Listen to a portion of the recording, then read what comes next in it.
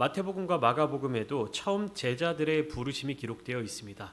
그런데 상당히 앞부분에 위치해 있죠. 복음서가 시작되고 얼마 되지 않아서 앞부분에 제자들의 부르심에 대해서 묘사를 하고 있습니다. 그리고 굉장히 간단하게 요약을 하고 있죠. 마태복음과 마가복음에 기록되어 있는 내용을 간단하게 말씀을 드리면 이렇게 기록되어 있습니다. 갈릴리 해변에 다니시다가 시몬과 안드레가 바다에 금을 던지는 것을 보시고 나를 따라오라, 내가 너희를 사람을 낚는 어부가 되게 하리라 말씀하시니 그들이 곧 그물을 버려두고 예수를 따르니라. 세베대 아들 야고보와 요한도 배에서 그의 아버지와 함께 금을 깁는 것을 보시고 부르시니 그들이 그 배와 아버지를 버려두고 따르니라. 이렇게 간단하게 기록되어 있습니다. 그런데 누가복음에서는 상당히 다르게 나타나고 있고 이야기가 조금 더 구체적으로 기록되어 있죠. 베드로를 제자로 부르시기 전에 나타나는 사건들이 소개되고 있고, 그리고 그 장소가 아닌 다른 장소에서 보여졌던 여러 가지 기적과 이적들도 미리 이야기를 하고 있는 모습을 보여주고 있습니다. 누가복음에서는 베드로를 비롯한 안드레와 요한과 야고보가 제자로 부르심을 받기 전에 예수님께서 직접 가르치시는 모습, 그리고 전파하시는 모습, 치유하시고 고치시는 모습을 목격하였습니다. 거기에 더하여서 그들 앞에서 직접적인 이적을 보이시자 모든 것들을 버려두고 예수님을 따라 나섰습니다. 물론 누가복음 6장에 들어서 12제자 사도들을 부르시는 또 다른 장면이 나타나 있기는 하지만 오늘 이 본문을 통해서 예수님께서는 제일 먼저 제자들을 부르시는 모습, 그리고 그 예수님의 부르심에 대해서 특별히 시몬 베드로가 어떻게 반응하고 있는지를 보여주고 있는 것입니다. 예수님의 사역에 있어서 가장 중요한 메시지, 핵심적인 메시지는 무엇이냐면 하나님의 말씀이었습니다. 예수님은 무리들을 향하여 수많은 말씀들을 하셨지만 그 모든 것들이 다 하나님 나라를 위한 선포였으며 하나님의 말씀이었죠. 내가 나의 이야기를 하는 것이 아니라 하나님의 이야기를 하는 것. 예수님께서는 예수님 당신의 이야기를 하신 것이 아니라 하나님의 말씀을 대언하셨습니다. 하나님의 뜻을 말씀해 주셨습니다. 이것이 무엇이냐면 보냄을 받은 자들의 사명입니다. 보내심을 받은 사람들의 사명, 하나님의 나라를 위하여 일하는 자들의 모습이라는 것입니다.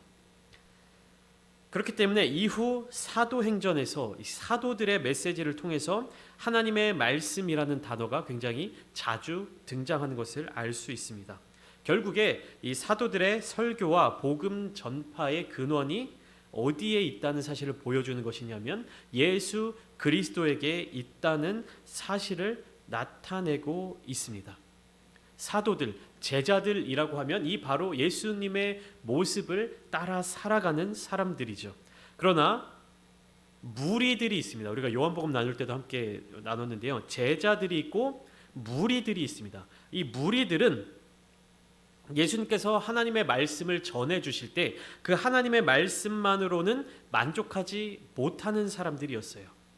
그 예수님이 전해주시는 하나님의 말씀 외에 또 다른 것들로 자기에게 어떠한 유익이 와야만 만족하는 사람들, 그것을 원해서 예수님을 쫓아다니는 사람들이 무리들이었습니다. 4장 마지막에 보면 예수님이 먼 곳으로, 조용한 곳으로 떠나 나오실 때 끝까지 따라 나서는 무리들이 있지 않습니까? 그들은 자신들에게 돌아올 어떠한 유익들, 자신들에게 있어서 어떠한 문제들이 해결되는 것, 그것들을 끝까지 얻기 위해서 예수님을 쫓아다녔다라는 사실이죠. 즉 제자들은 하나님의 말씀으로 살아가고 그 하나님의 말씀을 따라 예수님을 쫓아 살아가는 사람들이고, 무리들은 하나님의 말씀만으로 만족하지 못하는 자들을 의미하는 것입니다. 무리들이 예수님께 몰려 들어왔을 때 예수님은 게네사렛 호숫가에 서 계셨습니다. 그것이 4장 마지막과 5장 초반의 내용입니다. 2절 말씀, 1절 2절 말씀을 보시면 무리가 몰려와서 하나님의 말씀을 들을새 예수는 게네사렛 호숫가에 서서 호숫가에 배 두 척 있는 것을 보셨다라고 기록되어 있습니다. 좀 전에 말씀드렸듯이 무리들은 몰려와서 예수님에게 관심을 쏟고 있는데 무엇인가 얻을 것이 없는가 하는 마음이 가득 담겨져 있었을 것입니다. 그러나 여기서 예수님은 어디에 관심을 두고 계시냐면 두 척의 배에 관심을 기울이고 있습니다. 무리들은 예수님에게 관심을 두고 있는데 예수님은 어디에 관심을 두고 있습니까? 배 두 척에 관심을 두고 계십니다. 두 척의 배를 갖고 있는 사람이 누구예요? 우리가 본문을 통해서 알 수 있는 것은 시몬과, 누가복음에 나와 있지 않지만 시몬과 그의 형제 안드레, 그리고 야고보와 요한입니다. 그러니까 예수님은 이 시몬과 안드레 그리고 야고보와 요한을 보시기 위해서, 그들을 부르시기 위해서 이곳에 오셨던 것입니다. 그때 어부들, 이 4명의 사람들은 무엇을 하고 있었습니까? 그물을 씻고 있었습니다. 2절을 보면 어부들은 배에서 나와서 그물을 씻었다. 그들은 자신들의 생업에 최선을 다해 종사하고 있었던 것입니다. 여기에서 예수님은 시몬의 배를 도구 삼아 말씀을 전하셨는데요. 3절 보시면 예수께서 한 배에 오르시니 그 배는 시몬의 배라. 육지에서 조금 떼기를 청하시고 앉으사 배에서 무리를 가르치시더니. 그러니까 무리들이 너무나도 몰려드는 그 상황을 방지하기 위해서 한 배에 오르셔서 육지로부터 조금 떨어져서 바다 위에서 무리들을 향해 가르치셨죠. 예수님은 지금 배 위에서 무엇을 하고 계시는 겁니까? 바로 사람을 낚기 위해서 배에서 낚시를 하고 계시는 겁니다. 배에서 말씀을 전하실 때 이 하나님의 말씀을 전하시면서 이 하나님의 말씀을 듣는 사람들이 어디로 인도되기를 원하시면서 이 말씀을 하신 걸까요? 하나님의 나라로, 하나님의 백성들로 구원받기 위해서. 그러니까 낚시하는 거죠. 사람을 낚는 어부가 되게 하시는 건데, 사람을 낚는 이유와 목적이 무엇입니까? 그들의 영혼을 살리기 위해서. 본래 어부들이 물고기를 낚는 이유가 무엇입니까? 물고기를 살려주기 위해서 낚습니까? 아니죠. 결국에 어부들에게 낚임받은 고기들은 다 죽게 돼 있습니다. 대신에 그 고기들을 통하여서 어부들이 생업을 이어가고 그 고기를 구매한 사람들이 먹고 마시면서 이제 생명을 이어가게 되는 것이죠. 예수님이 사람들을 낚기 위해서 배에서 이러한 모습을, 말씀을 전하시고 있는 모습, 배에서 낚시를 하고 계시는 이 모습은 그들의 영혼을 구원하기 위해서, 그들의 영혼을 건져 올리기 위한 모습입니다. 죽음으로부터 생명으로 건져 올리기 위한 모습이셨습니다. 근데 누가복음 5장에서 주목하고 있는 것은 예수님의 가르치시는 사역이 아니셨습니다. 여기에 대해서는 굉장히 간단하게 표현하고 다음 장면으로 넘어가게 되어 있어요. 무엇이냐면 4절입니다. 말씀을 마치시고 시몬에게 이렇게 말씀하십니다. 깊은 데로 가서 그물을 내려 고기를 잡으라. 지금 시몬, 이 베드로죠. 시몬은 예수님께서 말씀을 전하시기 전에 무엇을 하고 있었죠? 쭉 누가복음 5장의 말씀들을 우리가 순서대로 보면, 자 1절에는 무리들이 하나님의 말씀을 듣고 있었습니다. 몰려와서 예수님께 몰려와 있는 상황이었죠. 그때 2절 말씀에 어부들은 무엇을 하고 있었습니까? 배에서 나와서 그물을 씻고 있었어요. 그러니까 배에서 나와서 그물을 씻고 있었다라는 이야기는 무엇이냐면 이미 모든 고기잡이를 마치고 자기들의 장비를 정리하고 있었던 중이었다라는 사실입니다. 그러니까 모든 고기잡이 밤이 새도록 밤에 고기를 잡고 나서 자기들의 어업이 다 끝나고 장비들을 정리하고 있는 모습이 2절 말씀에 나와 있는 것이죠. 그러니까 배도 이제 정박을 시켜놔야 되고 배에서 사용했던 이제 그물이라든지 고기를 잡는 데 사용했던 도구들을 정리하고 이제 집으로 들어가서 쉬어야 할 시간이었던 것입니다. 그런데 예수님께서는 그 중에 시몬의 배에 오르셔서 다시 육지로부터 배를 멀리 조금 띄어서 놓으라고 명령하시고 무리들을 다 가르치시고 말씀을 마치신 후에 다시 시몬에게 뭐라고 얘기하는 겁니까? 깊은 데로 가서 그물을 내려 고기를 잡으라라고 이야기를 하고 있는 것입니다. 여러분들이 딱 이 상황에 처해져 있는 시몬이라고 생각해 보십시오. 여러분들이 베드로의 입장에서 한번 생각해 보세요. 밤이 새도록 파도 치는 그 호숫가에서 바다처럼 넓은 호숫가에서 밤새 고기를 낚다가 노동을 했겠죠. 아침에 새벽녘에 이제 퇴근을 하는 겁니다. 배를 다시 들여와서 아무것도 건지지 못한 그물을 다 걷어 올려서 정리하고 이제 몸이 고단한 상태에서 집으로 들어가 쉬려고 하는데 예수님이 오셔서 배를 조금 육지에서부터 띄워라. 그래서 띄웠더니 말씀을 다 마치신 후에 다시 깊은 데로 가서 그물을 내려서 고기를 잡아라라고 말씀하고 계신 겁니다. 얼마나 피곤한 상황일까요? 또 얼마나 짜증이 날 만한 상황이었을까요? 지금 시몬 베드로의 상태는 밤이 새도록 고기잡이를 하였지만 잡은 물고기도 없었고 너무나도 피곤한 상황이에요. 근데 이 상황 속에서 예수님이 다시 그 씻은 그물을 다 꺼내고 배를 깊은 물가로 이동해서 그물질해서 결국에 무엇을 하라고 얘기하시는 겁니까? 고기를 잡으라라고 이야기를 하고 계신 거예요. 예수님의 직업이 무엇이었는지 아십니까? 예수님의 직업은 목수였습니다. 예수님의 아버지가 목수였잖아요. 목수가 어부에게 물고기 잡는 방법에 대해서 명령하고 있는 모습이에요. 그러니까 베드로의 상황에 감정을 이입해서 이 성경을 보면 너무나도 어이가 없고 짜증이 가득하고 화가 날 만한 상황입니다. 여러분들도 한번 상상해 보세요. 지금 밤이 좀 늦은 시간인데 몸이 막 피곤합니다. 퇴근하고 돌아와서 일 마치고 돌아와서 피곤한 상황에서 막 오늘 일도 잘 되지 않았어요. 그런데 갑자기 누군가가 와서 내가 한 일에 대해서 막 이래라 저래라 하고 좀 퇴근해서 쉬려고 하는데 좀 다시 한번 나와서 저기 차로 어디 좀 데려다 달라고 하고 막 이런 이야기들을 한다라고 한번 상상을 해보십시오. 근데 더 나아가서 전문가도 아닌 분야에 대해서 나에게 이래라 저래라 이야기를 하면서 네가 오늘 하지 못한 일에 대해서 이렇게 해라. 고기를 잡지 못했잖아요, 시몬 베드로가. 근데 고기를 잡아라라고 이야기를 한다면 여러분들은 어떻게 반응하시겠습니까? 우리가 편안한 곳에서 따뜻한 곳에서 앉아서 이렇게 요 본문 성경 말씀을 읽다 보니까 그럴 수 있지, 순종할 수 있지, 말씀에 순종하기 쉽지, 예수님이신데 이렇게 생각할 수 있어요. 그런데 이 성경 말씀 속의 상황은 시몬이라고 하는 자의 이 상황은 지금 우리가 편안하게 앉아서 따뜻한 곳에서 이렇게 성경을 읽는 이 감정이 아니라는 사실이에요. 그러나 예수님은 평범한 목수의 아들이 아니셨습니다.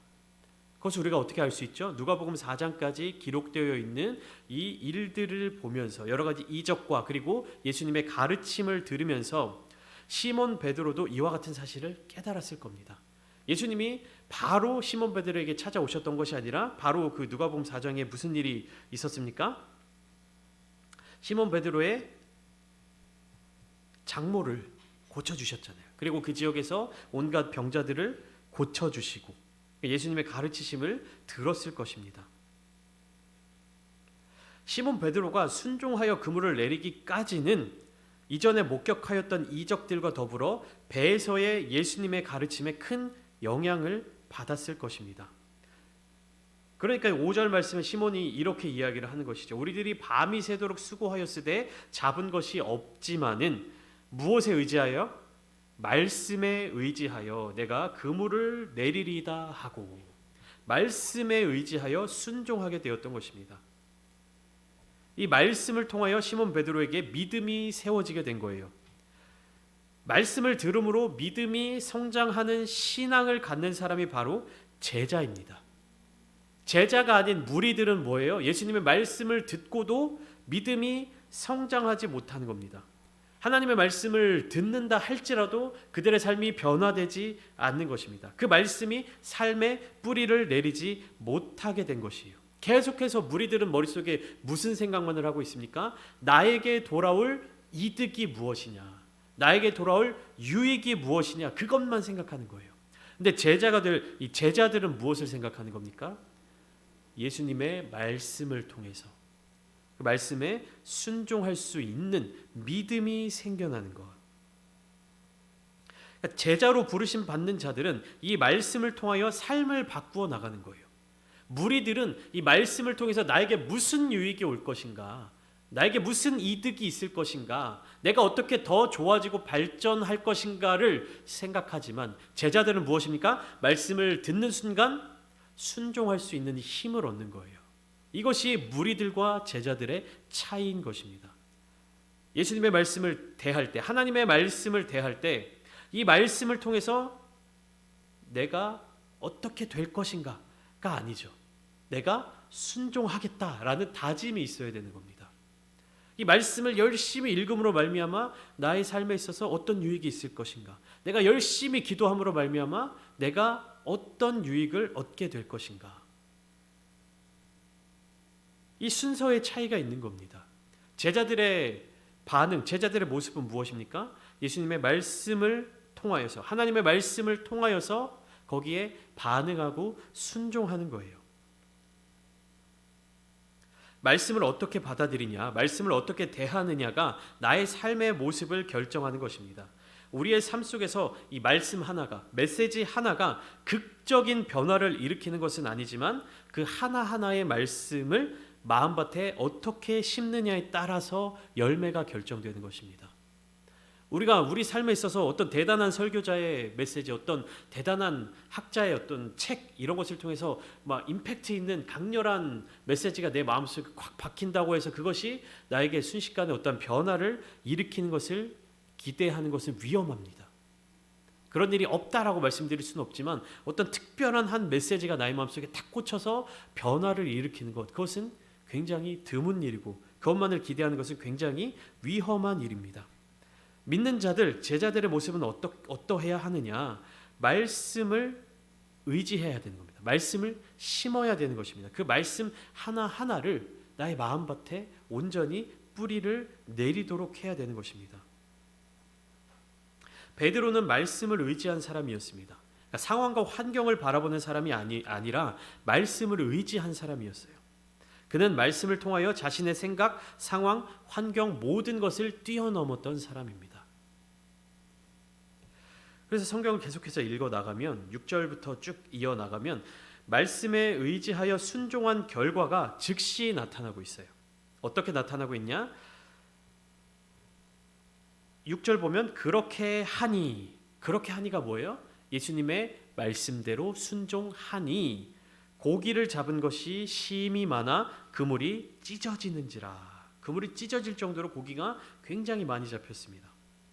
이에 다른 배에 있는 동무들에게도 손짓하여 와서 도와달라 하니 그들이 와서 두 배의 채움에 잠기게 되었더라. 그물이 찢어질 정도로 고기가 많이 잡혔고 그것을 배에 실었는데 배가 잠기게 될 정도로 많이 잡혔다라는 것입니다.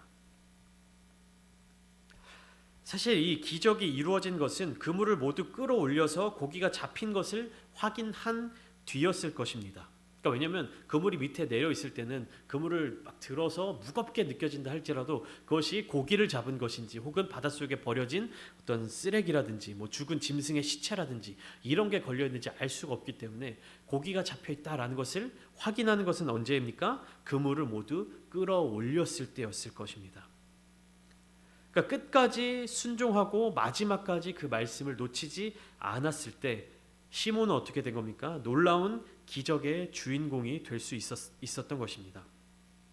만약에 그물을 내렸습니다. 그런데 그물이 너무 무겁게 느껴집니다. 근데 시몬 베드로의 자기의 어부로서의 경력, 지난밤의 경험 이런 것을 통해서 뭔가 이상한 쓰레기가 걸렸을 거야. 지금은 여기에 고기가 있을 만한 시간이 아닌데 그물에 뭐가 걸렸으니까 쓰레기가 걸렸을 거야. 아니면 어디 뭐 암초 같은 데다 그물이 잘못 걸렸을 거야. 이렇게 생각할 수도 있었습니다. 그런데 베드로는 어떤 자세를 가졌습니까? 끝까지 순종하고 마지막까지 의지하였습니다. 그러니까 예수님께서 하신 그 말씀의 의도, 예수님께서 그 하신 말씀을 의지했다라는 겁니다. 베드로의 신앙 고백이 8절부터 나오는데요. 세 가지 반응이 보이는데 우리가 그 세 가지 반응을 주목해서 보려고 합니다. 8절 시몬 베드로가 이를 보고 예수의 무릎 아래 엎드려 이르되 주여 나를 떠나소서 나는 죄인이로소이다. 이렇게 이야기합니다. 첫 번째 베드로는 예수님의 무릎 아래에 엎드렸습니다. 예수님 앞에 엎드렸어요. 그리고 두 번째 이렇게 이야기했죠. 주여 나를 떠나소서. 마지막 세 번째, 나는 죄인이로소이다 라고 고백하였습니다. 5절에서는 시몬이 이렇게 이야기합니다. 선생님, 우리들이 밤이 새도록 수고하였으되. 예수님을 선생님이라고 불렀던 베드로가 이 경험을 통해서 무엇이라고 부르고 있냐면 예수님 앞에 엎드려 주여라고 이야기를 하고 있습니다. 주님이라고 부르고 있는 것입니다. 이것은 자신과 예수님 사이에 질적인 차이와 또 무한한 간격을 고백하는 거예요. 나는 주님 앞에서 정말 연약한 존재입니다. 하나님의 아들로 인정하는 것과 마찬가지인 것이죠. 나라는 사람이 여기 있고 예수님이라는 분이 여기 계시는데 이 두 사람 사이의 간격이 너무나도 멀다. 내가 감히 가까이 갈 수 없다. 엎드린 거잖아요. 이렇게 신앙 고백을 하게 되는 것입니다. 나를 떠나소서. 나는 죄인이로소이다. 근데 왜 시몬 베드로가 이런 고백을 했냐 하면 9절에 설명이 되어 있습니다. 이는 자기 및 자기와 함께 있는 모든 사람이 고기 잡힌 것으로 말미암아 놀랐다. 놀랐다. 갈릴리에서도 그렇고요. 나사렛에서도 그렇고 가버나움에서도 예수님이 가르치시고 예수님이 말씀을 전하실 때 사람들은 놀라워 있습니다. 성경을 다시 한번 쭉 2장부터 읽어보시면 예수님이 말씀을 전하실 때마다 예수님께서 가르치실 때마다 사람들이 놀랐다라는 반응이 계속해서 나오고 있어요. 그런데 놀란 것으로 끝났습니다. 근데 베드로는 이제 어떻게 이야기하고 있어요? 주여 나를 떠나소서 나는 죄인이로소이다. 놀란 것을 통해서 예수님에 대한 존재, 하나님에 대한 그 두려움, 하나님에 대한 경외 이런 것들을 표현하고 있는 것입니다. 예수님께서는 바로 이 시몬 베드로를 부르셨습니다. 이제는 고기를 잡는 어부로 살아가는 것이 아니라 사람을 취하는 그리고 사람을 살리는 자로서 살아가게 하셨던 것이죠. 시몬 베드로뿐만 아니라 여기에 나와 있는 어부들, 시몬의 동업자인 야고보와 요한도 모든 것을 버려두고 예수님을 따랐습니다. 무슨 말이냐면 예수님을 따르기 위해서 다른 모든 것들을 포기한 거예요. 그러니까 11절 말씀을 보면 그들이 배들을 육지에 대고 모든 것을 버려두고 예수를 따르니라 이렇게 되어 있잖아요. 모든 것을 버려두고 예수를 따르니라. 그러니까 순서가 버린 것이 먼저고 그다음에 예수님을 따랐다라고 표현이 되어 있잖아요. 근데 이것을 우리가 곰곰이 묵상해 보면 예수 그리스도를 따르기 위해서 다른 모든 것들을 포기한 거예요. 예수 그리스도를 따르기 위해서 자기가 가지고 있는 모든 것들을 다 버린 것입니다. 예수님을 따르기 위하여서 나에게 있는 것을 포기하지 못한 사람도 성경에 등장하고 있죠. 근데 제자들은 어떻습니까? 예수님을 따르기 위하여서 다른 모든 것들을 포기하였습니다.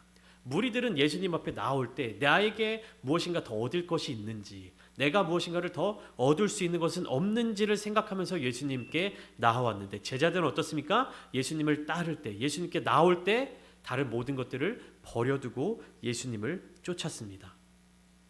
우리가 오늘날 예수님의 제자들로 살아간다고 하면 우리가 그리스도인 예수님을 쫓아 살아가는 사람들, 예수님을 닮아 살아가는 사람들이라고 이야기를 할 때 우리의 모습은 어떠해야 하겠습니까?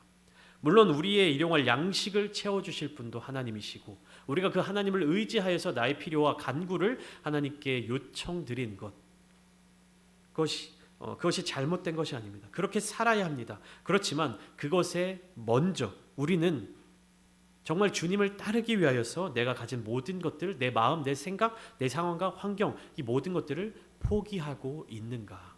내가 가진 모든 것들을 버려두고 주님께서 주실 것으로 채우며 살아가고 있는가? 일용할 양식을 구한다는 것은 무엇입니까? 내가 나의 것들을 쌓아놓고 하나님께서 주신 것을 더한다라는 것이 아닙니다. 내가 나의 가진 것 모든 것들을 내려놓고 하나님께서 주신 것만으로 살아간다는 것을 의미하는 것입니다. 오늘 이 시간 함께 기도하실 때 본문 말씀을 통하여서 시몬 베드로를 포함한 제자들이 예수님을 따르기 위해서 모든 것들을 버려두고 또 예수님의 그 부르심에 하나님의 말씀에 반응하는 모습을 보면서 우리도 이와 같이 주님의 말씀 앞에 반응하겠습니다. 우리도 이와 같이 하나님의 말씀 앞에 순종하며 나아가겠습니다. 그렇게 결단하고 다짐하며 주님 앞에 온전한 기도를 올려드리시며 하나님께서 베풀어 주시는 복과 은혜를 누리며 살아가시는 저와 여러분들이 다 되시기를 주님의 이름으로 축원합니다.